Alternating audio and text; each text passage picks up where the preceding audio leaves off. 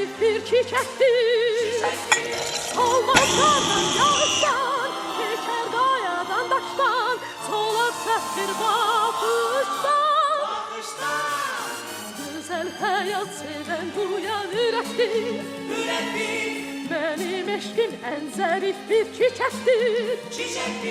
Solmaz kardan yağıştan, geçer kayadan taştan, solar sehir bakıştan.